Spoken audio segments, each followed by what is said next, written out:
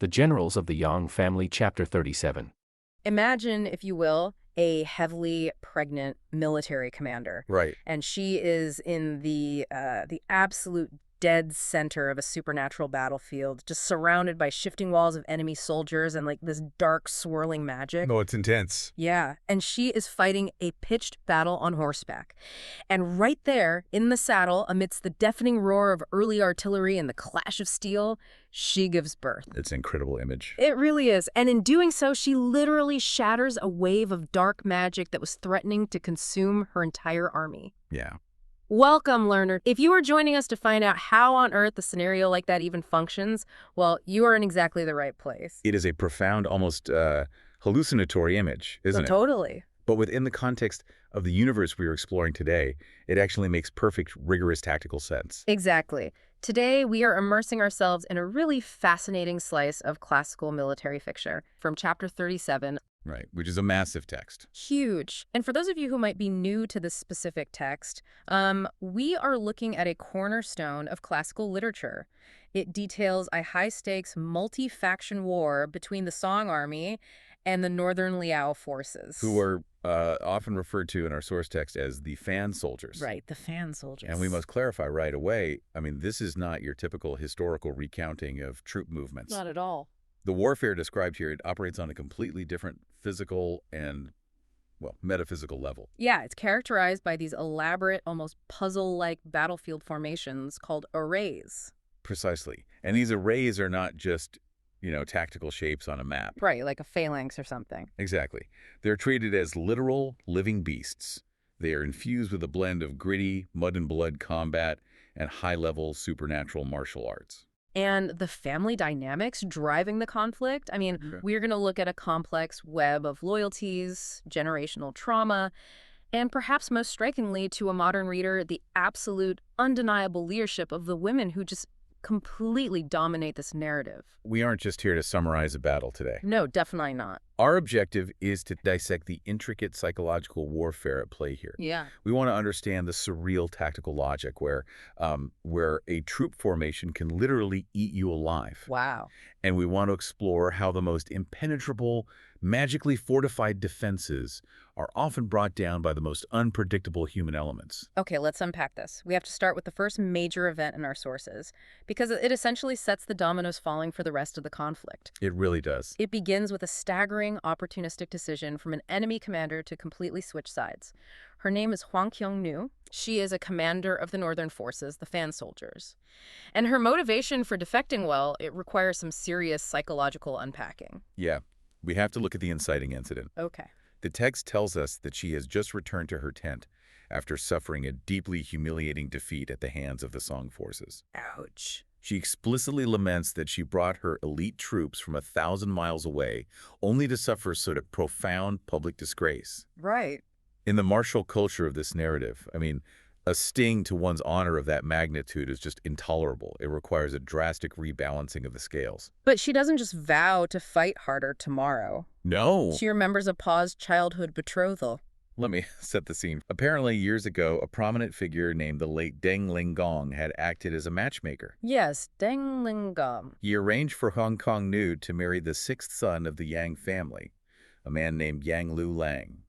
But because Deng Linggong passed away, the arrangement was just, put on ice. It was a voided contract gathering dust. Right. And here is where her tactical genius, or perhaps her sheer ruthlessness, kicks in. Oh, absolutely. She realizes that the very man she was promised to, Yang Lu Lang, is currently serving as a top general in the opposing Song camp. The very camp that just humiliated her. Exactly. So sitting in her tent, nursing her bruised ego, she makes a highly calculated decision. She does. She decides to defect to the Song dynasty, marry Lu Lang to secure her position, and then use the Song forces to exact revenge on her current northern army to wipe away her shame. Notice how personal honor and political maneuvering are inextricably linked here. I am reading this and thinking, what a wild pivot. It really is. She essentially says, I hate my current situation so much that I'm going to dig up a voided childhood marriage contract, defect to the enemy, marry their top general, and use his army to destroy my former colleagues. Yeah, we might look at a marriage proposal and think romance. Right. But romance is arguably the least important factor, and Huang Qiannu's mind. This is an opportunistic strike. She is leveraging a dormant political tie because she recognizes that her current faction cannot offer her the glory or the vengeance she requires to restore her honor. So she sends a secret letter to a commander in the Song camp, Lady Ma, to set this all in motion. And Lady Ma is understandably hesitant. Yeah, you don't just blindly trust a letter from an enemy commander you fought yesterday. You really don't. She takes it up the chain of command to the family matriarch, Lingpo. Okay. And learner, here is where we get an incredible look at the internal dynamics and the contrasting leadership styles within the Song camp. The generational clash is fascinating. It is. You have the older women, Lady Ma and Lingpo on one side, and the prospective groom, the top general Liu Lang, on the other. The generational and ideological clash is revealing.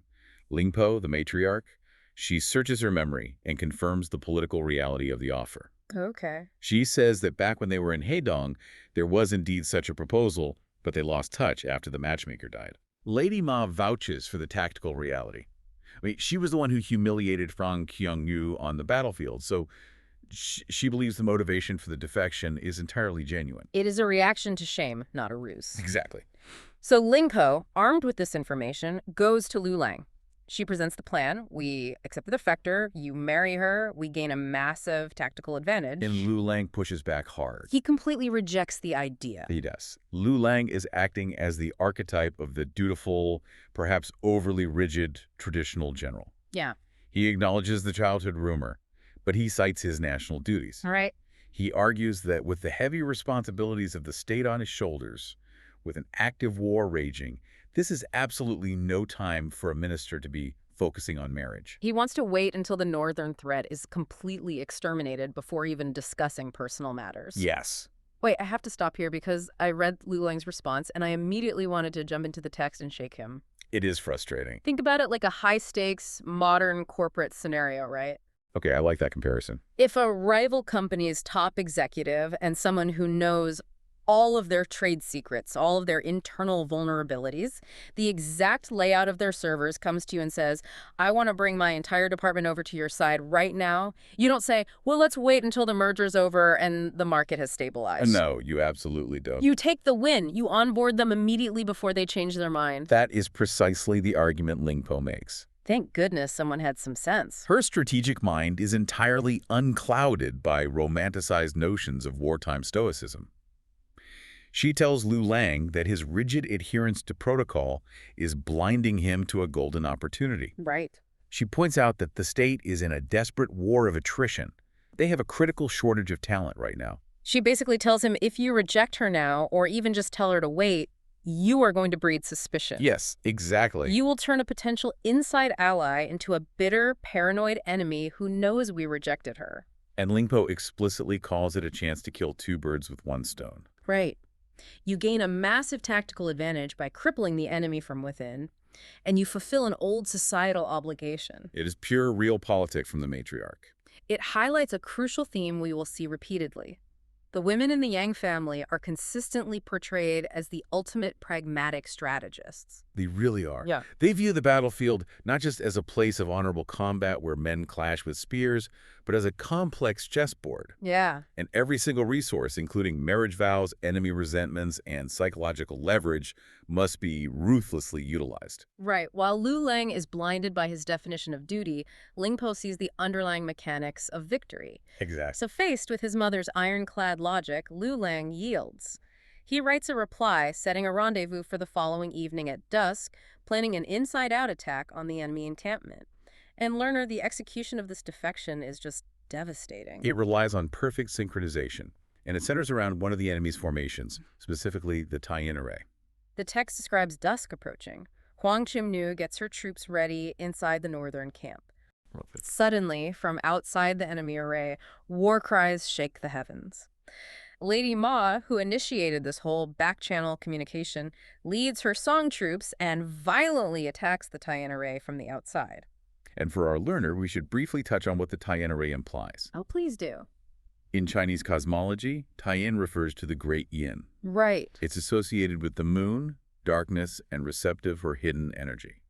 It is highly appropriate that a stealthy, deceptive operation like a defection from within occurs within the energetic space of the Taiyin array. That makes perfect sense. So Lady Ma is hammering the outside of this dark lunar formation. Yes. Huang Qiannu hears the Song troops, and she immediately springs her trap from the inside. Oh, man. She takes her own troops and just starts slaughtering her way out, attacking her own former comrades. The chaos must have been absolute. Complete pandemonium. She runs straight into one of the Northern Commander's elite guards, the Black Vanguard, who is patrolling the array. And the text notes that the Black Vanguard is killed by Lady Ma in a single bout inside the array once she breaches the perimeter. Wow. The Northern Army utterly collapses under this synchronized internal and external pressure. A formation designed to face outward is completely defenseless when one of its own vital organs suddenly turns malignant.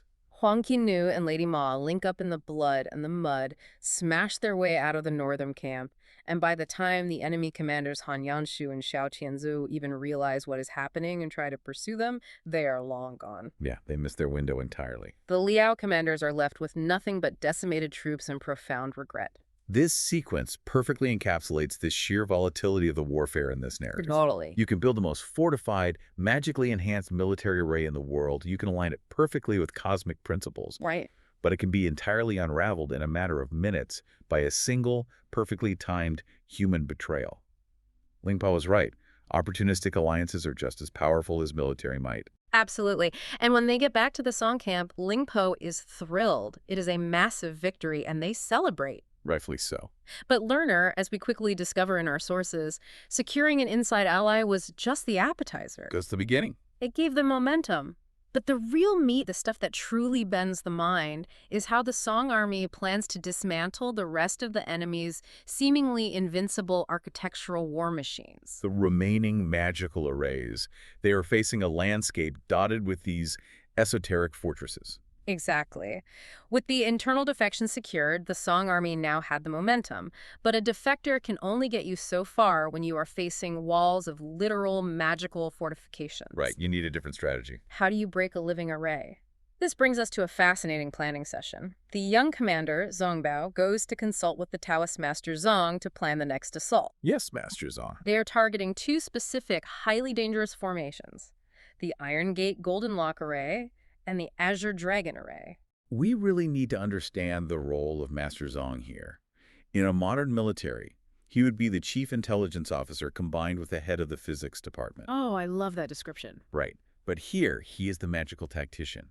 He reads the array maps, deciphers their esoteric pathways, understands the flow of cosmic energy within them, and dictates the precise timing for the attack. Okay.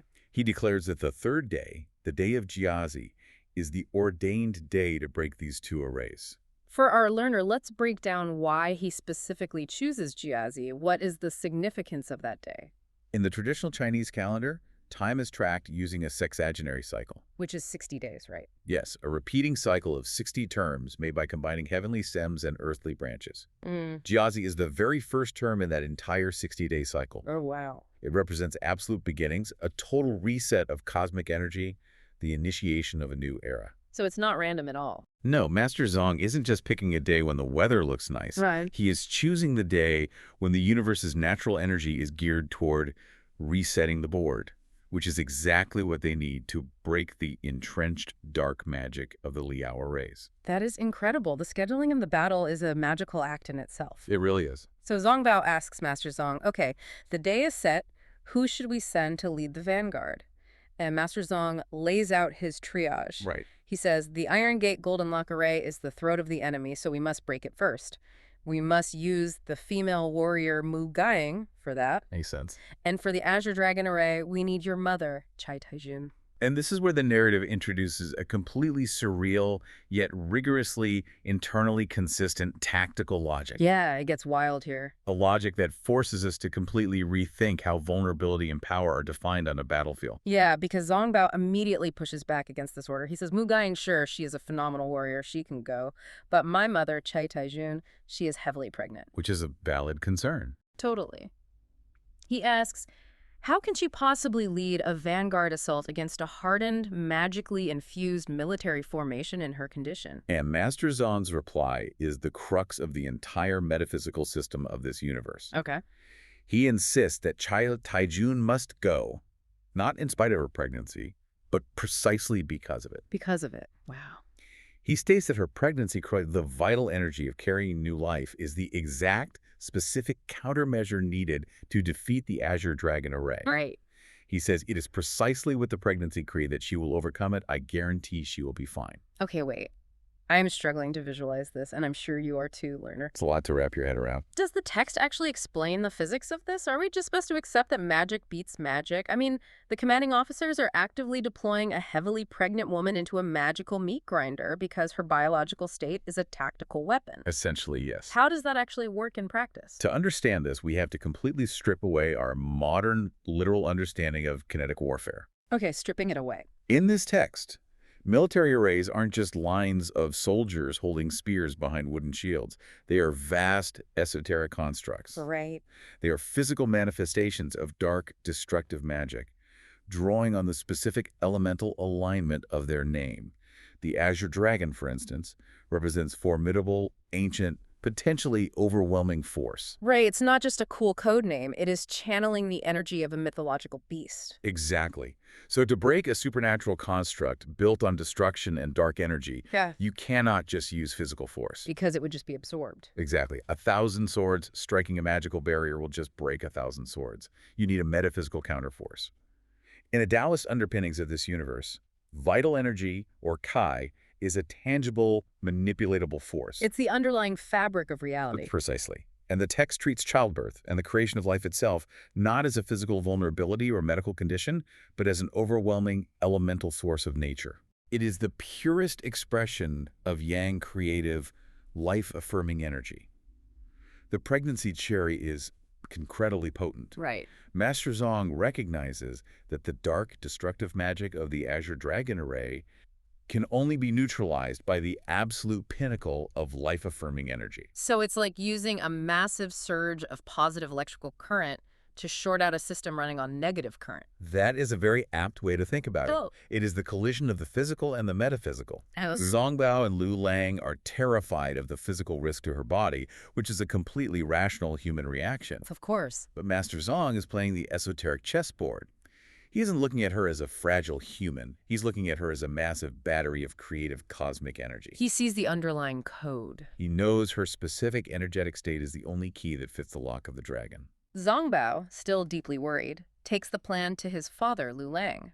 And Lu Lang is again hesitant. Naturally. He says, how can we disobey military orders from the master? But she is pregnant, what if something goes wrong? Zongbao basically says, the master says it will be fine, and we will send the veteran general Meng Liang to back her up. Which is a good insurance policy. So they issue the secret orders.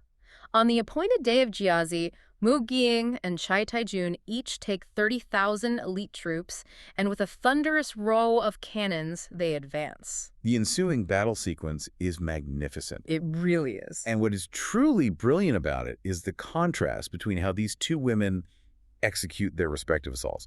It is a profound study in distinct command styles and different applications of warfare. Let's look at Mu Giying's front first. Okay. She is attacking the Iron Gate Golden Lock array. Her approach is incredibly systematic. It is almost industrial in its precision. Very methodical. She takes her 30,000 troops and immediately splits them into specific functional units. She takes 10,000 of them and arms them with specific ancient firearms, fire cannons, and rockets, and gives them strict orders to hold their fire until the exact moment of engagement. We should pause and consider the historical context woven into this fiction. Yeah, the firearms. The use of early gunpowder weapons here, like fire cannons and rockets, is crucial. The Song dynasty was indeed the period where gunpowder weapons began to see significant battlefield applications. Right. Fire lances, early fragmentation bombs, and rocket arrows were terrifying new technologies. So the text is blending high magic with the bleeding edge of historical military tech. Yes. It shows that alongside the Taoist spells and the martial arts, there's a deep reliance on technological superiority and combined arms tactics. Mu Giying isn't relying on a magical aura. She's relying on suppressive artillery fire. She takes the remaining 20,000 troops and sends them on a flanking maneuver through a treacherous path called the Nine Dragons Valley. A classic pincer move. Exactly. Her goal is to attack the array from the north and eventually link up with Chai Taijun's forces. Then, Mu Giying herself launches a frontal assault to draw the enemy's attention. Smart. She meets the enemy commander commander, Ma Rong, whose forces rush out of the gate like a landslide. Notice her tactical patience here. A lesser commander might just charge headlong into the fray to prove their bravery. Not Mi Gaiying.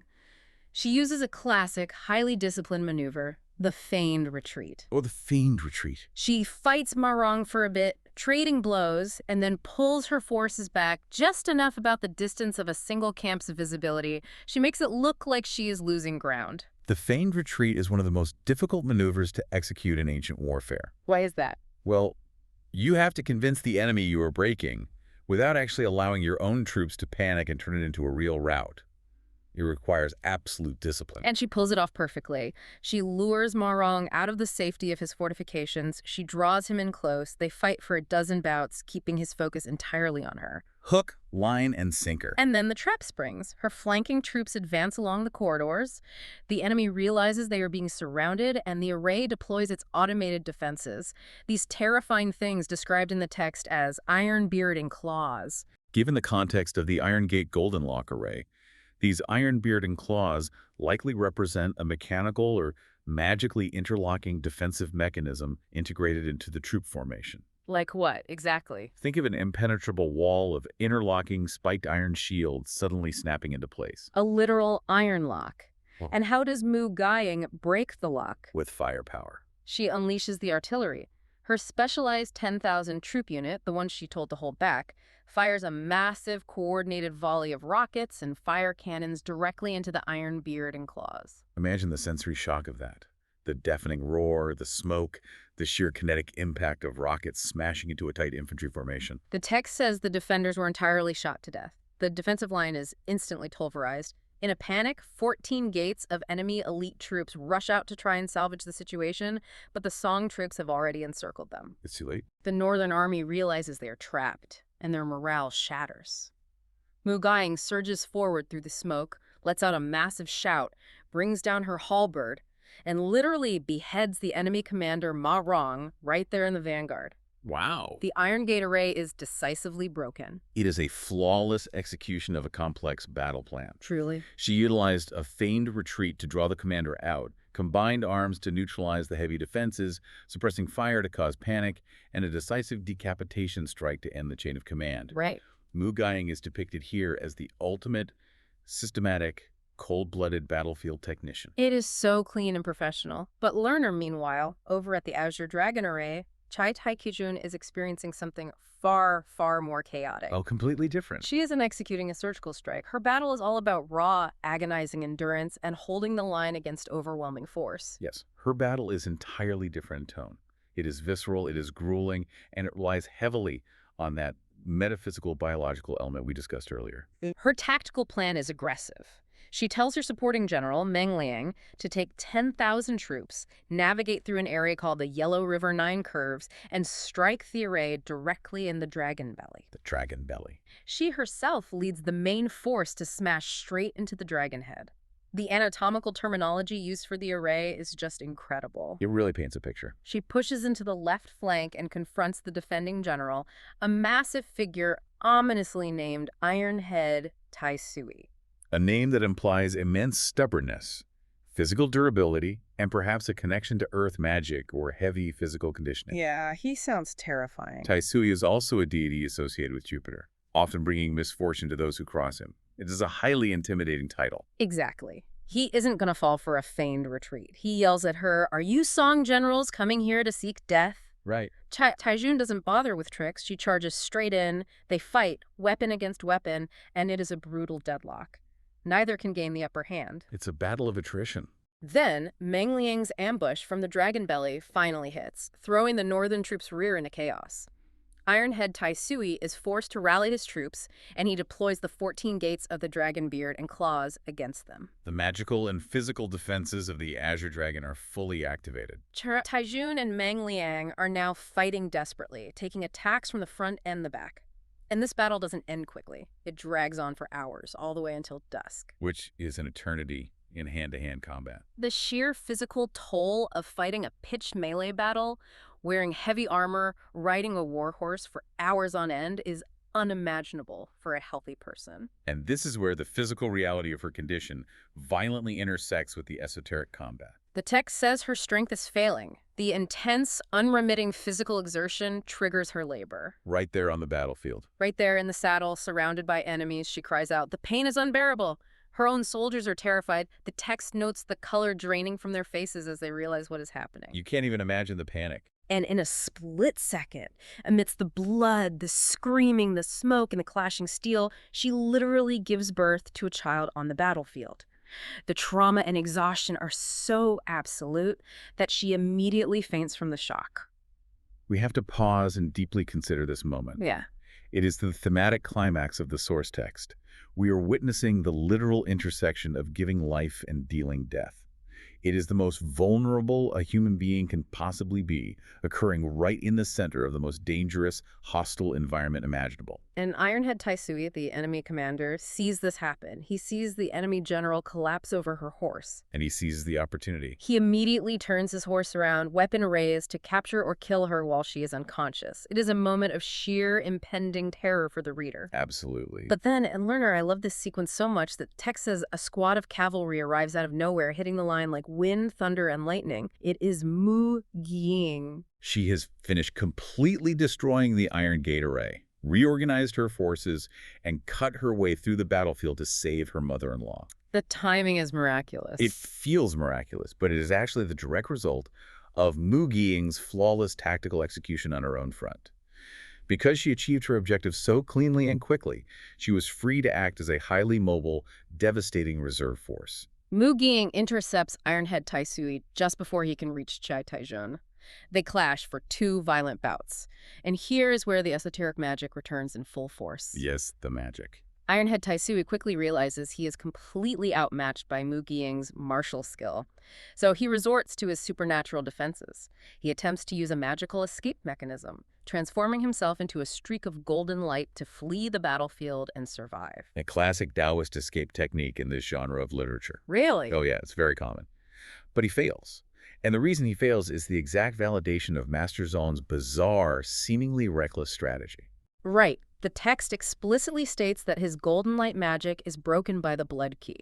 Let's dig into that. This is fascinating. The raw elemental energy of the battlefield, the physical presence of birth blood, and the massive metaphysical surge of vital life energy entering the world acts as a localized, supernatural EMP.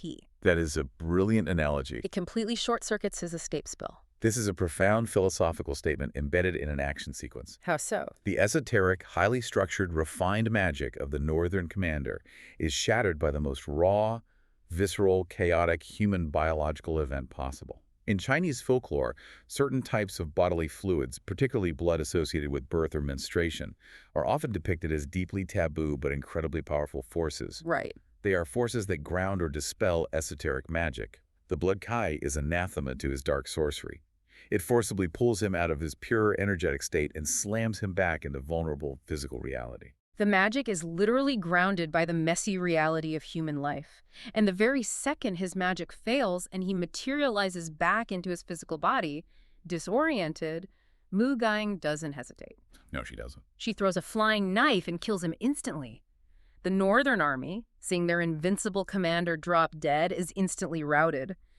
Meng Liang slaughters most of the retreating forces, securing the perimeter, and Mu Ying rushes forward to Chai Taijun. And the physical aftermath of this is just as compelling as the magical combat. I was thinking about this, learner, and the closest analogy I can come up with is a perfectly timed cavalry charge in a blockbuster movie. You know, the Rohirrim arriving at dawn to turn the tide. Right. But it's so much more intense than that because it's not just a military victory, it's the ultimate multitasking survival scenario.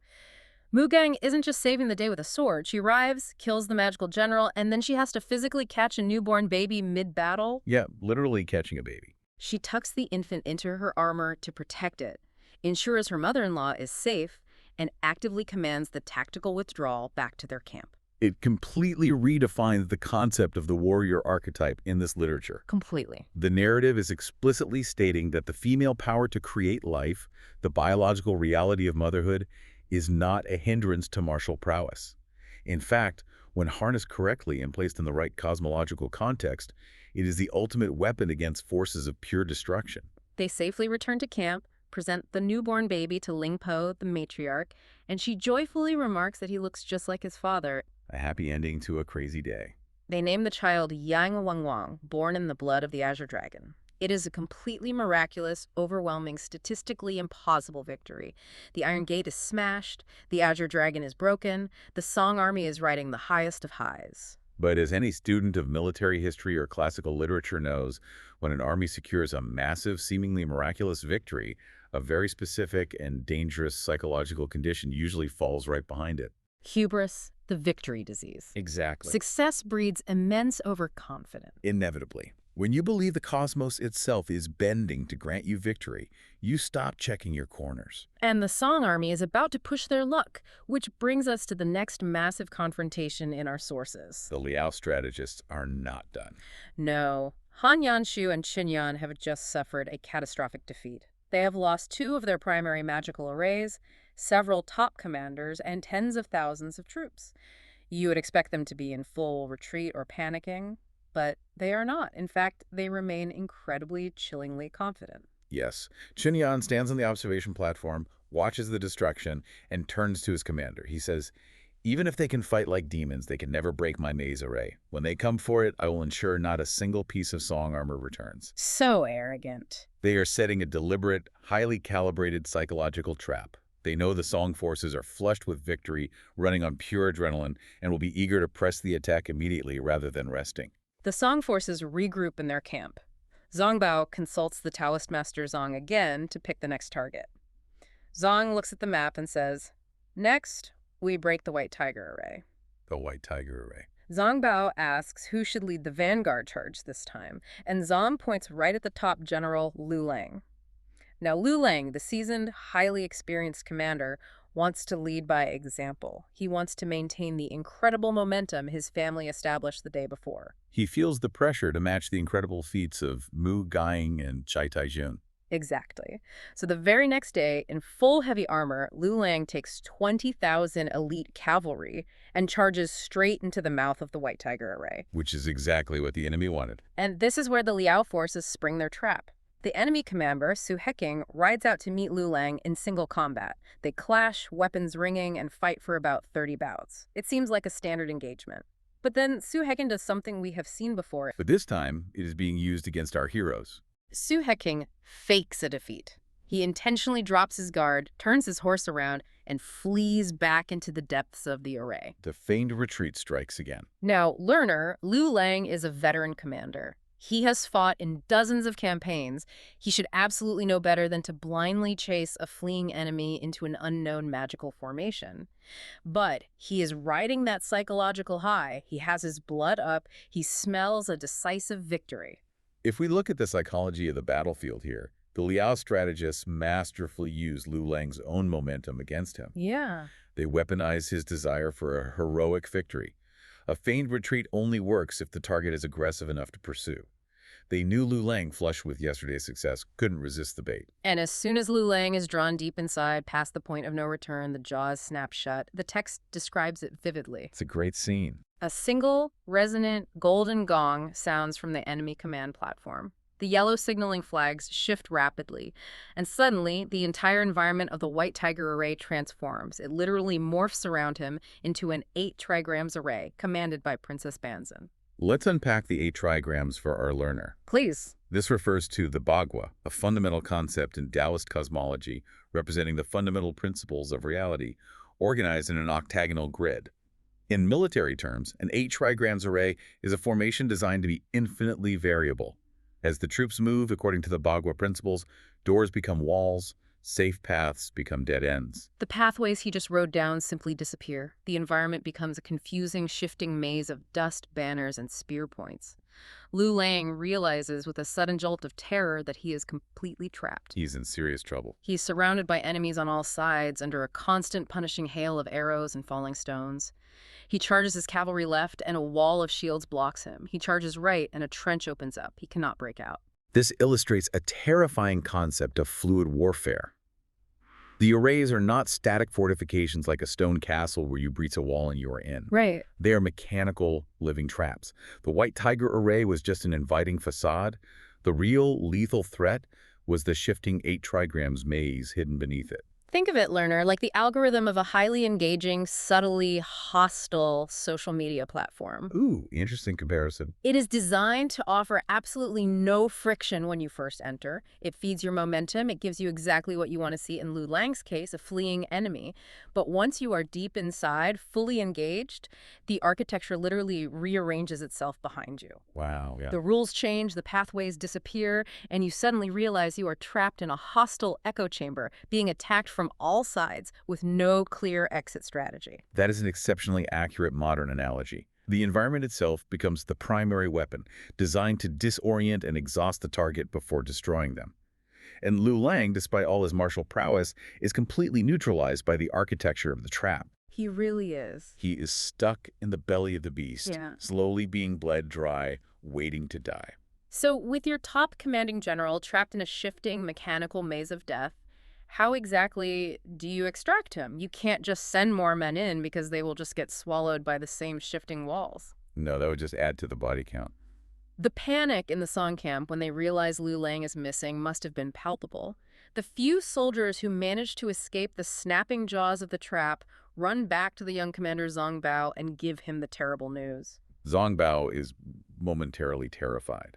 His father, the backbone of the army, is about to be killed. Yeah. But he doesn't succumb to panic.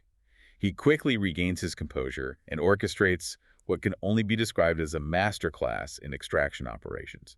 And he does it through a process of anatomical warfare. This is hands down my favorite tactical breakdown in the entire text. Zhang Bao doesn't just send a massive army to blindly smash into the outer wall of the maze. He parses the enemy array like a cold-blooded surgeon. He does. He realizes that to stop a massive, highly coordinated machine of 100,000 men shifting in perfect unison, you don't fight the men. You cut the machine's communication lines. You have to take out its sensory organs. Yeah, exactly. An array this complex, operating in the dust and noise of battle, relies entirely on a centralized nervous system of signals, specifically auditory and visual cues, to maintain its shifting formation. Right. If the soldiers don't know when to turn, the Bagua collapses. Without those signals, it is no longer a deadly maze. It is just a mob of very confused, tightly packed soldiers. So Zhang Bao deploys a hyper-specific, highly synchronized, three-pronged special operations rescue mission. First, he calls on the fierce warrior Jia Zhan. He gives him 5,000 elite troops and tells him to attack a specific side road. Okay. He gives him a single, bizarrely specific objective. He doesn't say kill the enemy. He says, smash the enemy's gongs with your stone hammer. Zhang Bao says, make the tiger deaf so it cannot hear. Note the metaphorical language. The gongs represent the auditory commands that dictate the rhythm and movement of the troops. Zongbao metaphorically links this critical sensory input to the beast's eyes. If it can't perceive the rhythm, it is blind to its own form. Next, he calls on Huang Qunu, our opportunistic defector. She's back. He gives her 5,000 cavalry and sends her to strike the right gate. Her highly specific objective. Cut down the yellow flags. Zongbao literally tells him, make the tiger blind so it cannot see, and the array will inevitably collapse. The massive yellow flags are the visual signaling system used for broad directional commands across the dust-choked battlefield.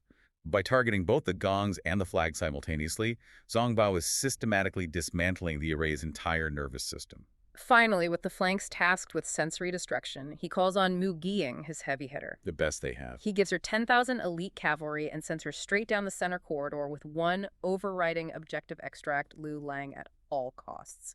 The execution of this three-pronged assault is characterized by brutal, overwhelming efficiency. There's no hesitation. It is breathtaking to read. Zhao Zhan hits the side road with the fury of a thunderbolt. He immediately runs into the enemy commander Liu Ke, who is specifically guarding the tiger's eyes, the command gongs. Right. Zhao Zhan doesn't play games. He kills Liu Ke in 2 brutal bouts, scatters the terrified defenders, walks up to the command platform, takes his massive stone hammer, and smashes the 2 golden gongs into, as the text poetically puts it, powdered flowers and shattered snow. A beautiful description of total, irreparable destruction. The auditory signals are instantly gone. The heartbeat of the array flatlines. Meanwhile, on the other flank, Huang Xiongnu attacks the right gate. She intercepts the commander Zhang Shi, kills him with a single precise strike of her blade, hacks down the towering yellow flags, and then violently pushes through to link up with Zhao Zan's forces in the rear of the enemy array. So fast. The visual signals are gone. The tiger is now completely blind and deaf. The psychological impact on the Liao soldiers inside the maze must have been immediate.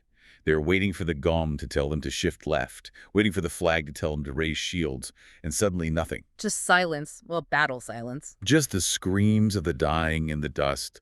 The array immediately falls into complete chaos.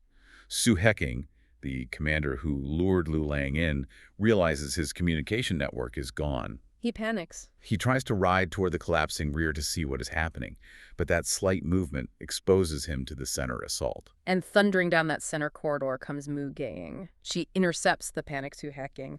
He tries to maneuver his horse to run around the broken sections of the array, but Mu Gang just smoothly pulls out her bow, knocks an arrow, and while at a full gallop, shoots him straight through the neck. Incredible shot. He falls from his horse, dead before he hits the ground. The command structure is now completely decapitated. The brain is dead, the eyes are blind, the ears are deaf. But there is one final, incredibly fascinating detail in the aftermath of this rescue operation that we cannot overlook. Yes. Princess Banzan, the Liao royal who actually triggered the 8 trigrams trap in the first place, sees her husband Su Heking get shot through the neck. Right. She rushes forward, filled with grief and rage, to save him or avenge him. But she doesn't even see what hits her. From behind her, emerging from the rear of the broken, chaotic array, Huang Kongnu charges out. The recent defector. The woman who just betrayed this very army a few days ago. Exactly. Huang Kongnu rides up behind the grieving princess, wielding a heavy iron whip, swings it down with all her might, and literally breaks Princess Banzan's back. It's brutal. The princess spits blood, collapses, and somehow manages to drag herself onto a horse and flee alone back to her own country, completely broken. This specific brutal action by Huang Kongnu is incredibly significant from a narrative perspective. Why is that? By severely and permanently injuring the enemy princess, a member of the royal family, she has crossed the Rubicon. She is definitively, publicly proving her absolute loyalty to the Song cause. Oh, I see. There can be no more whispers in the Song camp about her past, no questions about her true motivations. She has burned every single bridge to her former life. She has cemented her place in the vanguard of the Yang family. So, amidst all this chaos, what is happening to our trapped general? Deep inside the collapsing maze, Lu Lang suddenly hears the sound of his own army's gongs and drums echoing from the outside. Music to his ears. He realizes the enemy's trap is failing and a rescue is actively happening. Reinvigorated, he rallies his surviving cavalry, fights his way out from the inside, meets up with Zhao Zan, who is happily slaughtering the confused, leaderless enemy troops, and together they completely, utterly shatter the remains of the White Tiger array. It demonstrates the sheer scale of combat coordination required in this era, or at least in the idealized version of it. Zhang Bao orchestrated a synchronized, three-pronged special operations mission within the chaotic, deafening environment of ancient warfare. Yeah. It relied on precise timing, clear objectives, and absolute unwavering trust in his subordinate commanders. It is a brilliant piece of tactical writing, but beyond the tactics, it also has a profound, humbling effect on Lu Lang. Which brings us to the final major event in our sources, humility and mobilizing the matriarchs. Right, the aftermath. The next day, back at the Song camp, everyone gathers to celebrate this massive rescue and victory.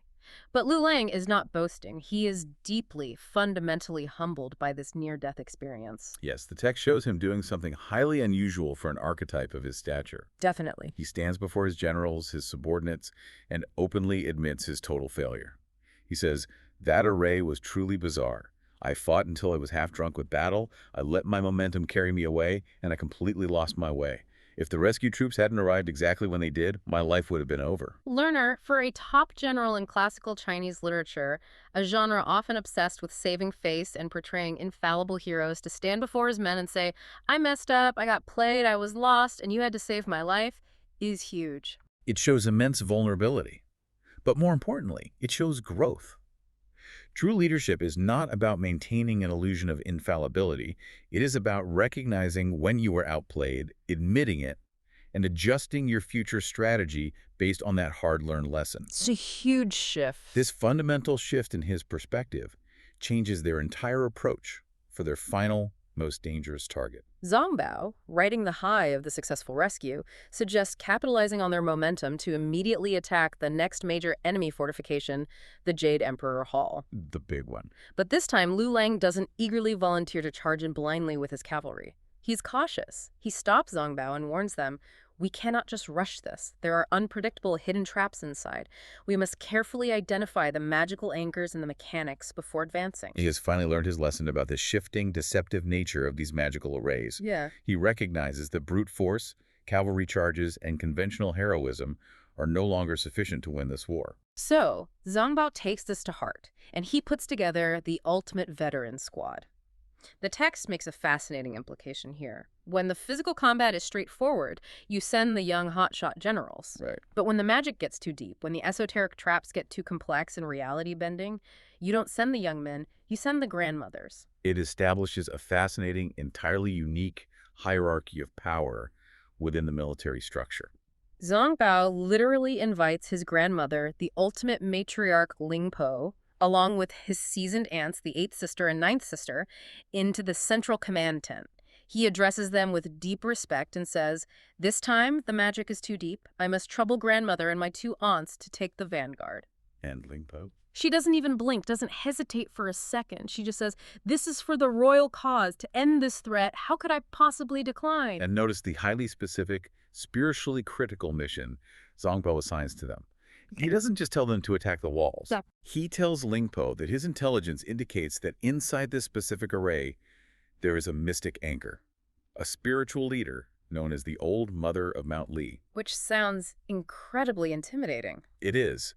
Zongbao realizes that before the conventional army can even attempt to fight the rank-and-file fan soldiers or break down the physical doors of the hall, they must completely neutralize the source of the magical distortion. Right. He tells Lingpo, if you go, your primary objective is not to kill soldiers. You must first capture this spiritual anchor. If you neutralize her, the rest of the array will be easy to attack. So while Lingpo and the veteran sisters handle what is essentially a high-level magical assassination mission behind enemy lines, a conventional general, Wang Yi, is sent to attack the main hall with regular troops to provide a distraction. It's a great plan. It is just incredible. Learner, I kept thinking about how often traditional historical stories or even modern action movies completely sideline older characters, especially older women. They are usually just giving advice in the background. Right. They are relegated to the background. But here, the story continually sidelines the traditional male heroes, even the top general Lu Lang, in favor of highly capable, multi-generational female warriors. When the situation is most dire, when the magical threat is at its absolute peak, they call in the grandmothers to finish the job. And they do so because the matriarchs possess a trifecta of traits that the younger men lack. What's that? Decades of hard-won experience, a deep understanding of esoteric knowledge and Taoist cosmology, and the absolute unflinching ruthlessness required to dismantle a supernatural threat at its root without falling for psychological traps. It demonstrates a profound level of respect for their capabilities, and that is exactly where our excerpt from the sources leaves us, on this incredible cliffhanger, with the ultimate veteran squad of grandmothers marching out of the camp to face the terrifying Old Mother of Mount Li. Setting the stage for what is sure to be an epic, magic-shattering confrontation. A perfectly orchestrated place to pause our analysis. It leaves the reader desperate to know how the metaphysical duel plays out. It really does.